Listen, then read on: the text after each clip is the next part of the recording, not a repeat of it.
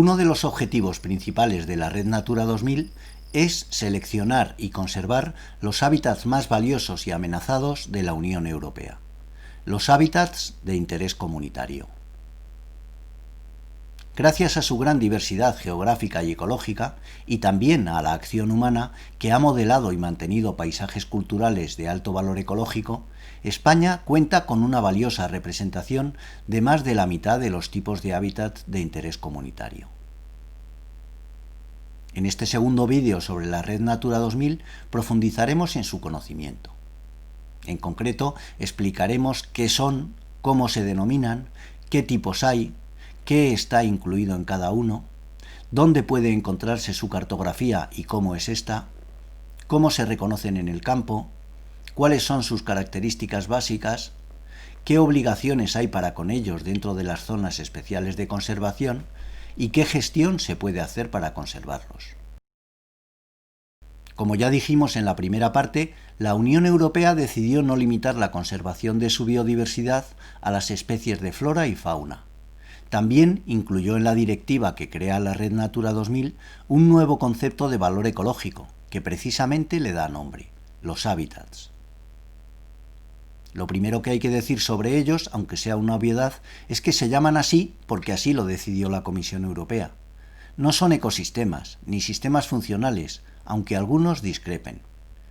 En ese caso es un tema ya decidido, es una directiva que está en vigor y que hay que conocer y cumplir. Otra decisión que también ha sido muy discutida, pero que también es firme, es la de su denominación. La Comisión decidió designar a los hábitats por las comunidades vegetales que aparecen en ellos, cuando las hay, y utilizar para darles nombre y describirlas la terminología fitosociológica. Eso plantea algunos problemas, por ejemplo en los acuáticos, las turberas y los rocosos y cuevas, en los que el carácter principal del hábitat no es su vegetación. También otros no menos importantes, como la dificultad que entraña comprender esa terminología, y el que desde 1992, hace ya casi 30 años, muchos nombres hayan quedado obsoletos y se hayan modificado. Pero como dijimos, la directiva está en vigor y hay que conocerla y cumplirla. Una vez adoptada la decisión de conservar hábitats, la Comisión estableció los criterios para seleccionar los de interés comunitario. Y decidió que algunos debían tener carácter prioritario, porque su distribución se centra en la Unión Europea, y por tanto considera a esta particularmente responsable de su conservación. En ellos se extreman las medidas de protección y su nombre viene seguido por un asterisco. Con esos criterios, la Comisión Europea seleccionó el listado de los hábitats de interés comunitario que aparece recogido en el anejo 1 de la Directiva Hábitats. Y aquí sucede lo mismo que dijimos antes. Es evidente que algunos hábitats que merecen ser conservados, como los pinares de pino silvestre de España, los más meridionales de Europa y con diferencias genéticas relevantes, aunque a escala de subespecie, no aparecen en la lista, y que otros que aparecen quizás no merezcan ese nivel de protección. Pero la decisión está tomada y hay que asumirla, aunque siempre es posible intentar introducir cambios, a través del Gobierno de España y con un sólido aval científico. El listado de los tipos de hábitat de interés comunitario se estructura en 9 grandes grupos. El primero es de hábitat costeros y vegetación halófila. El segundo, dunas marítimas y continentales. El tercero, hábitats de agua dulce. El cuarto, brezales y matorrales de zona templada. El quinto, matorrales esclerófilos. El sexto, formaciones herbosas naturales y seminaturales. El séptimo, turberas y áreas pantanosas. El octavo, hábitats rocosos y cuevas. Y el noveno, bosques. En total, 231 tipos de hábitat de interés comunitario. En la imagen se expone el número que hay de cada grupo en España y el de aquellos que son prioritarios, que como se puede ver varía, porque algunos solo son prioritarios en determinadas circunstancias. Cada grupo también está estructurado en subgrupos, de acuerdo con su ecología, como se puede observar en este ejemplo de los bosques. Al final, la numeración asignada a cada tipo de hábitat o código es de 4 dígitos.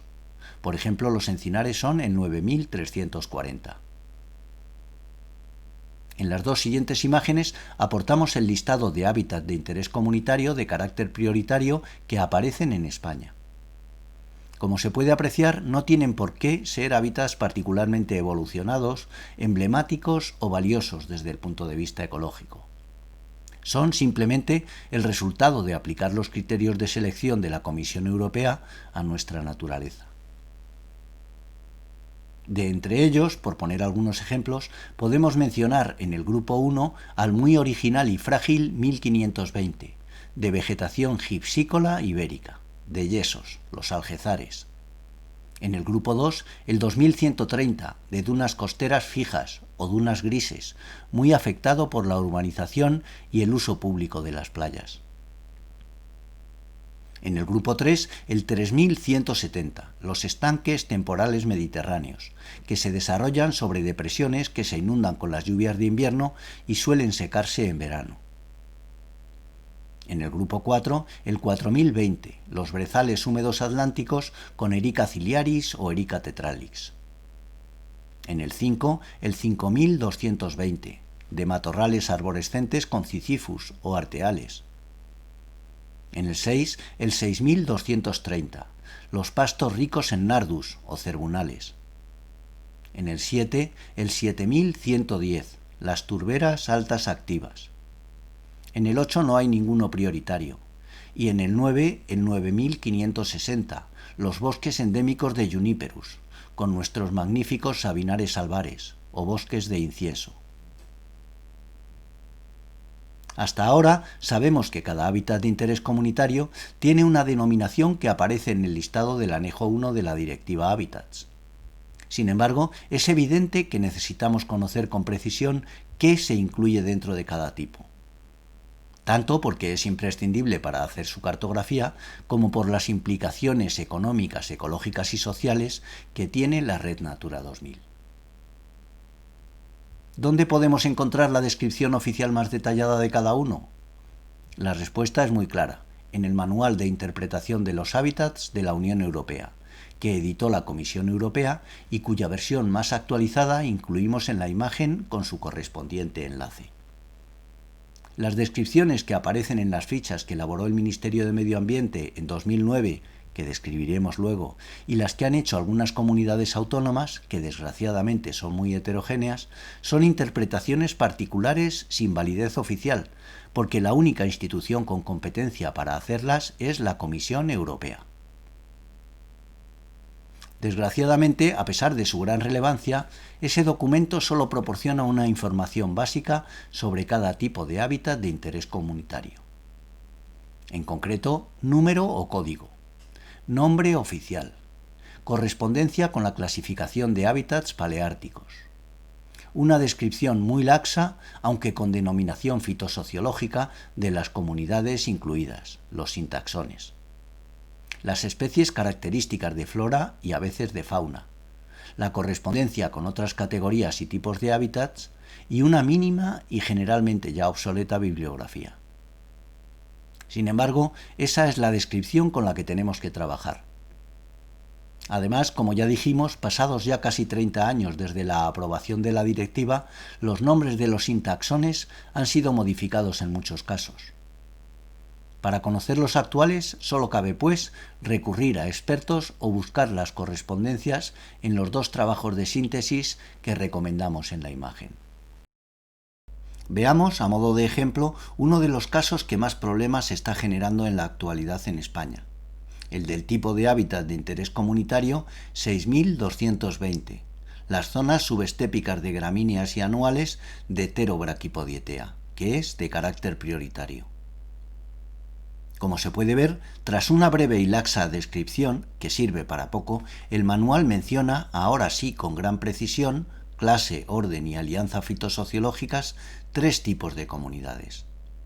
Las primeras, de la clase Pterobrachydietea, el orden Pterobrachypodietalia y la alianza Pterobrachypodion, que ahora se denomina Teucriobrachypodion, son pastos perennes mediterráneos basófilos dominados por la gramínea Brachypodium retusum. El segundo tipo corresponde a los majadales de la clase Poetea bulbose, tanto sobre suelos ácidos como básicos.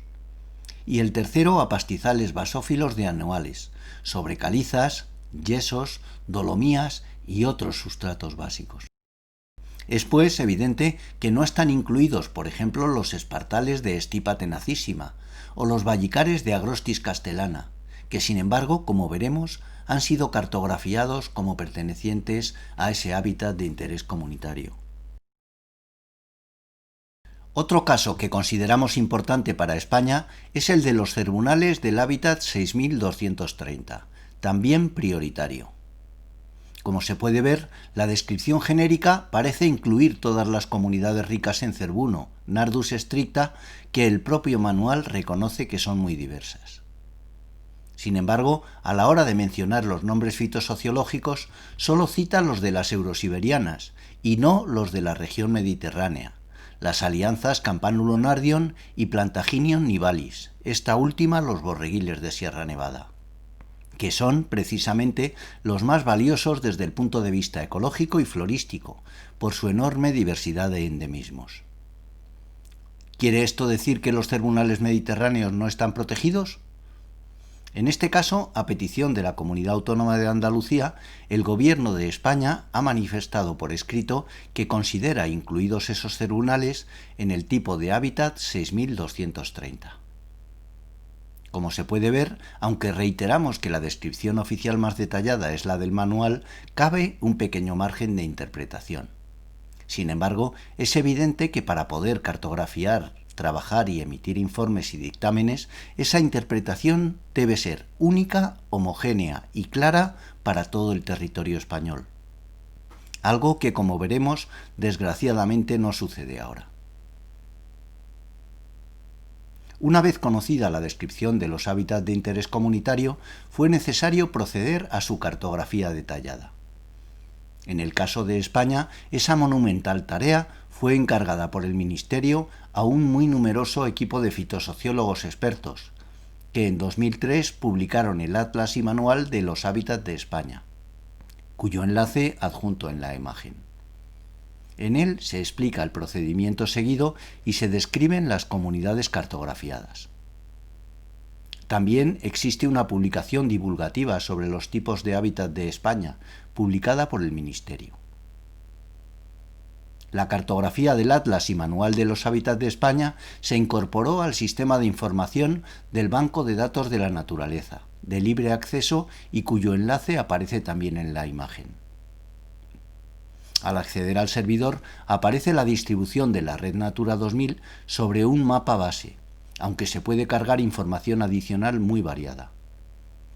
Para acceder a la cartografía de cada hábitat de interés comunitario, se sigue el camino Añadir servicio, Banco de Datos de la Naturaleza, Ecosistemas e Inventario Español de Hábitats Terrestres, donde aparece el listado de tipos de hábitat de interés comunitario ordenado alfabéticamente, no por códigos.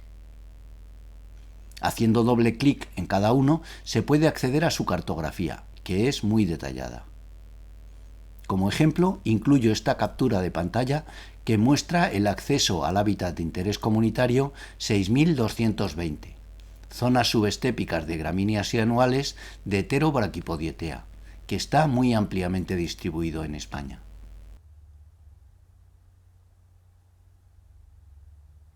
La cartografía de hábitat del Banco de Datos de la Naturaleza es la única homogénea para toda España y ha sido incorporada a los servidores de información ambiental de muchas comunidades autónomas.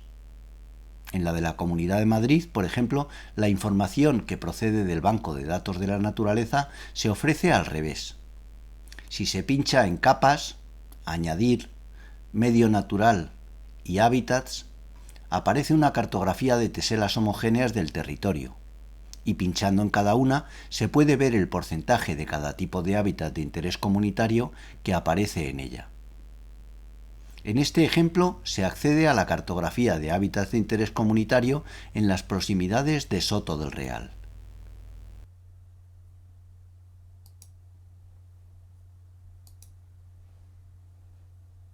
Como se puede ver, al pinchar en la tesela aparecen su código y superficie. y también los porcentajes de los hábitats 5.330, 6.220, 6.420 y 9.340, que son los que presuntamente están presentes en ella.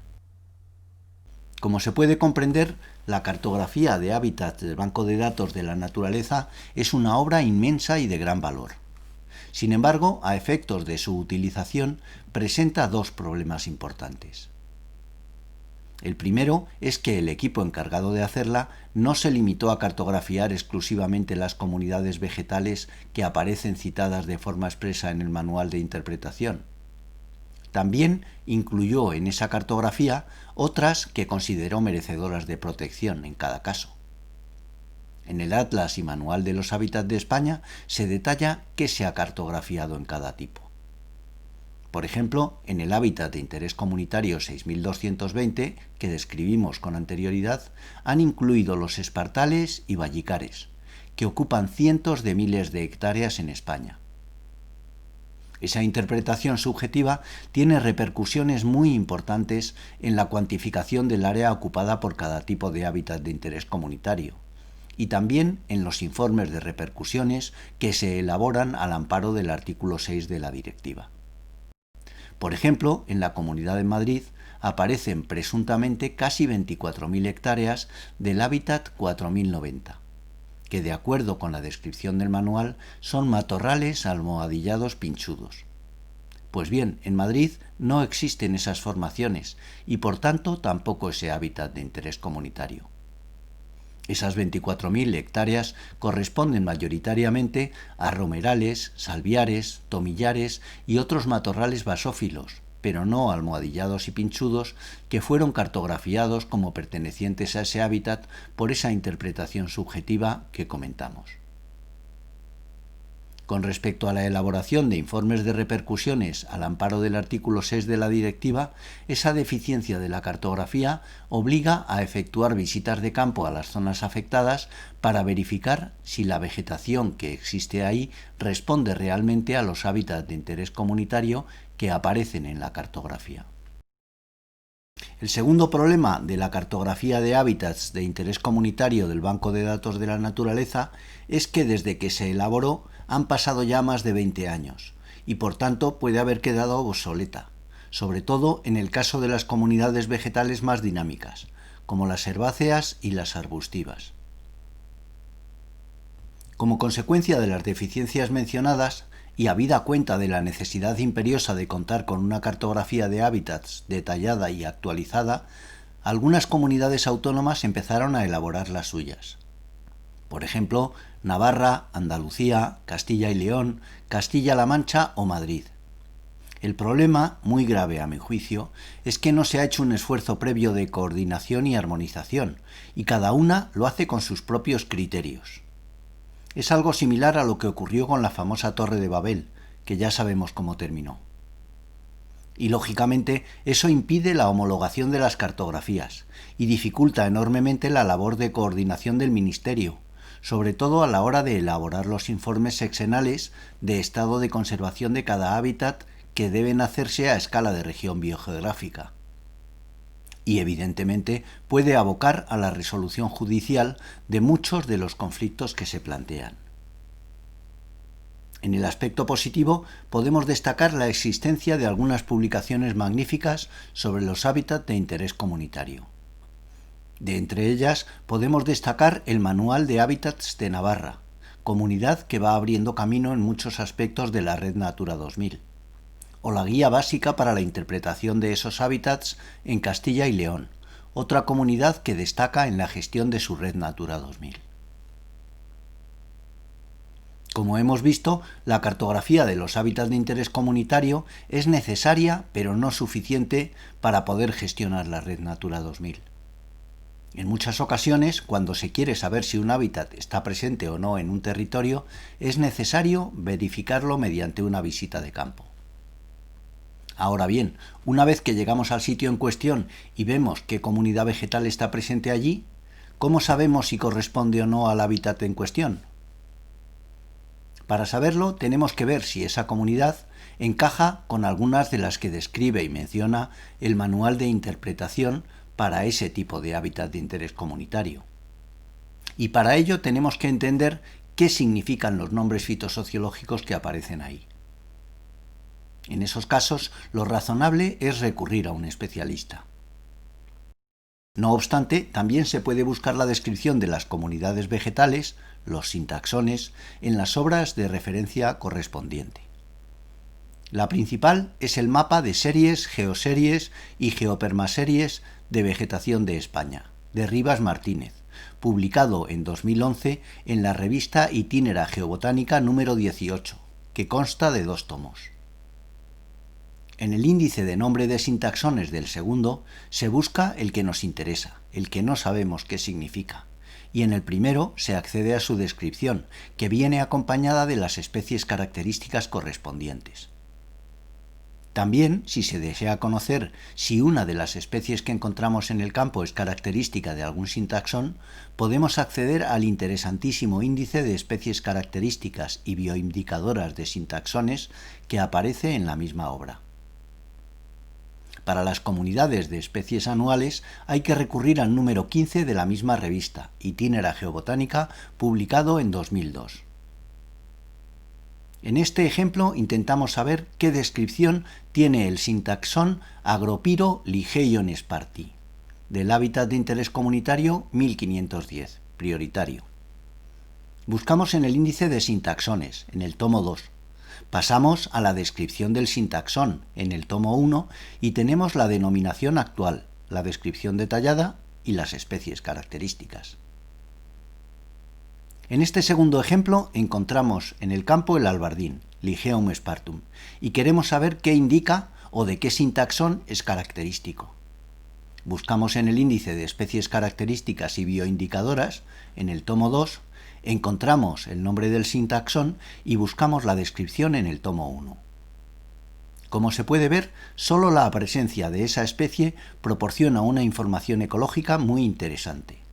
Podemos imaginar lo que sucede cuando tenemos una lista larga de especies. Sin embargo, la información sobre los hábitats de interés comunitario no se limita a su descripción y la de las comunidades vegetales que lo integran. También es necesario conocer su ecología, su distribución, las superficies ocupadas, las especies de flora y fauna de interés comunitario asociadas, las especies típicas, el procedimiento para evaluar su estado de conservación, las recomendaciones para conservarlo y otros aspectos. En este caso, el Gobierno de España asumió su labor de coordinación encargando la elaboración de una ficha de bases ecológicas preliminares para la conservación de cada tipo de hábitat de interés comunitario. Y para hacerlo, decidió contar con las sociedades científicas relacionadas con ellos. Tras unas primeras reuniones de coordinación, cada ficha fue encargada a una sociedad científica. Fue revisada por otra y contó con colaboraciones de las demás. Las fichas fueron publicadas en 2009 y pueden ser consultadas en el enlace que aparece en la imagen. Por la envergadura y precisión del trabajo y por la calidad científica de sus autores, se trata de una obra magnífica de obligada consulta para todos los que trabajan con hábitats de interés comunitario. Sin embargo, creemos conveniente hacer 2 apuntes sobre ella. En primer lugar, que, como ya dijimos, las descripciones de los hábitats de interés comunitario que aparecen en las fichas responden a opiniones particulares de sus autores, pero no tienen validez oficial, porque la única institución con competencia para hacerlas es la Comisión Europea. El segundo matiz es que, como el trabajo se hizo con mucha urgencia, no fue posible hacer una revisión para depurar errores y homogeneizar planteamientos y propuestas de todas las fichas, sobre todo en lo referente a métodos para evaluar el estado de conservación. Por ejemplo, en las fichas de bosques generalmente no se tuvo en cuenta que España dispone del Inventario Forestal Nacional, que ofrece periódicamente una información magnífica y homogénea para todo el territorio nacional. En la actualidad, Traxatec, mediante una encomienda del Ministerio, se está encargando de revisar la tipología de los hábitats, las presiones y amenazas, y los métodos de seguimiento y evaluación del estado de conservación de todos ellos. Los resultados están siendo publicados en la web del Ministerio, cuyo enlace adjunto en la imagen. Las zonas especiales de conservación se crearon para contribuir a alcanzar y garantizar un estado de conservación favorable de los hábitats y especies de interés comunitario que albergan. Son, por tanto, espacios protegidos, pero solo en tanto y en cuanto albergan esos hábitats y especies, en los que se debe centrar su plan de gestión. Por eso, entre otras cosas, se denominan espacios protegidos Natura 2000, y no todos son espacios naturales protegidos. Como ya dijimos, en las zonas especiales de conservación se incluyó la representación de la superficie ocupada por cada hábitat de interés comunitario que se consideró necesaria para alcanzar y mantener su estado de conservación favorable. Por eso, creo que resulta interesante analizar el porcentaje del área ocupada por cada hábitat de interés comunitario que ha sido incluido en Natura 2000. En el caso de las dehesas, el 6.310, de los algo más de 1,5 millones de hectáreas presentes en España, se incluyeron en la red 511.000, una tercera parte. En los brezales secos, 4.030, y en los encinares, 9.340, también una tercera parte. En vegetación gipsícola, el 1.520, un 40%. Y en los pinares de Pinus uncinata, 9.430, algo más de la mitad. Es evidente, pues, que aparte de las superficies ocupadas por los hábitats que se incluyeron en zonas especiales de conservación, en las que se concentran los esfuerzos para garantizar su estado de conservación favorable, hay una superficie todavía mayor de ese hábitat de interés comunitario que está fuera de Natura 2000. ¿Están protegidas o no esas superficies? Como veremos posteriormente, en el último vídeo de este tema, nuestra Ley de Patrimonio Natural y Biodiversidad también les proporciona un cierto nivel de protección, aunque lógicamente inferior al de las incluidas en Natura 2000. Otro aspecto muy relevante en la gestión y financiación de Natura 2000 es que un porcentaje muy alto de las zonas especiales de conservación de España es de propiedad privada. Y eso plantea dos cuestiones trascendentales. La primera, ¿quién tiene la obligación de tratar de alcanzar y mantener el estado de conservación favorable de los hábitats y especies de interés comunitario? Y la segunda, ¿quién y cómo cubre los gastos que genera ese nivel de protección? Con respecto a la primera pregunta, es evidente que la obligación la tiene el Estado español.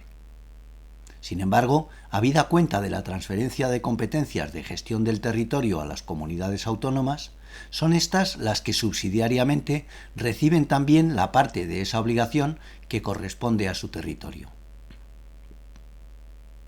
¿Y el propietario? ¿Tiene él también esa obligación? A mi juicio, el propietario puede ser obligado a no llevar a cabo actuaciones que supongan perjuicio para los hábitats y las especies de interés comunitario, aunque también tiene el derecho a ser indemnizado por ello si supone limitaciones de uso o lucro cesante, es decir, pérdidas económicas. Sin embargo, también a mi juicio, no puede ser obligado a llevar a cabo actuaciones de gestión activa para la conservación. En ese caso, deben ser las comunidades autónomas y el Gobierno los que pongan a punto las medidas necesarias para incentivar que lo haga o para que con su consentimiento puedan hacerlo ellas mismas. Por ejemplo, la conservación de los prados de siega de baja altitud, el hábitat 6510, requiere que sean segados 1 o 2 veces al año. No más porque perderían su biodiversidad de megaforbios, pero tampoco que dejen de segarse, porque entonces evolucionarían a matorral y luego a bosque.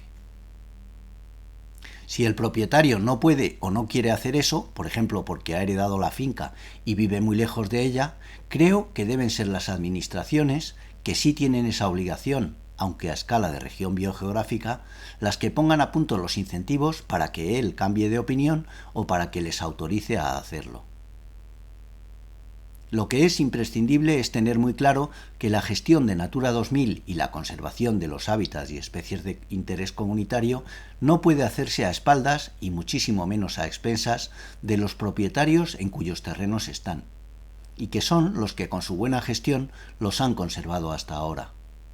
sería castigarlos o penalizarlos precisamente por haber hecho las cosas bien, que es lo que muchos, con toda la razón del mundo, argumentan. Son, pues, las administraciones, autonómica, española y europea, las que deben poner a punto las herramientas necesarias para que para los propietarios estar en Natura 2000 no sea una desgracia, sino una alegría. Si no lo consiguen, los principales perjudicados serán los hábitats y las especies de interés comunitario, aparte de los propietarios. Precisamente por eso, en los últimos años se han puesto en marcha proyectos LIFE de demostración de las ventajas que tiene estar en Natura 2000. Un buen ejemplo es el proyecto LIFE Natura 2000 más Oso, desarrollado por la Fundación Oso Pardo, que ha demostrado con hechos esa situación. Es evidente que la red Natura 2000 requiere financiación, y en el caso de España muy elevada. En la actualidad se estima que al menos unos 1.400 millones de euros por año. También que esa financiación debe ser compartida entre la Unión Europea, el Gobierno de España y las comunidades autónomas, como reconoce el artículo 8 de la directiva. Eso ha llevado a la puesta en marcha del Marco de Acción Prioritaria, que ya funcionó, aunque de forma poco satisfactoria, en el periodo 2014-2020. Todavía no se han encontrado herramientas eficaces y eficientes para conseguirlo, tanto dentro de la propia red Natura 2000 como fuera, en lo que se llama su infraestructura verde. Pero se sigue avanzando para lograrlo y para incorporarlo en el marco de acción prioritaria para la red en el periodo 2021-2027. Las otras dos implicaciones importantes de la inclusión de un terreno en Natura 2000 son las derivadas de los artículos 17 y 6 de la directiva. El 17 obliga a los Estados miembros a informar cada 6 años sobre las medidas que ha adoptado para cumplirla, y en particular sobre el estado de conservación de todos los hábitats y especies de interés comunitario. En el tercer vídeo de este tema explicaremos quién y cómo lleva a cabo esa evaluación y dónde pueden ser consultados los resultados. El artículo 6 obliga a una evaluación previa de las repercusiones que planes, programas o proyectos pudieran tener sobre los hábitats y las especies de interés comunitario de las zonas especiales de conservación. En el cuarto y último vídeo de este tema explicaremos cómo se hacen tales evaluaciones. Y para finalizar, señalaremos que la conservación de algunos hábitats no depende solo de medidas de protección o gestión preventiva para evitar perturbaciones, sino que requiere una gestión activa. Un caso paradigmático que ya mencionamos es el de los prados de siega. Por eso la Comisión Europea decidió elaborar modelos de gestión para todos esos hábitats. Modelos en los que no solo se describe la gestión activa que hay que llevar a cabo para su conservación, sino también su coste y sus posibilidades de financiación. En la imagen se presenta el enlace con la página web de la Comisión Europea en la que aparece el listado de los tipos de hábitat de interés comunitario para los que se han elaborado esos modelos de gestión, y el ejemplo del ya descrito hábitat 6220.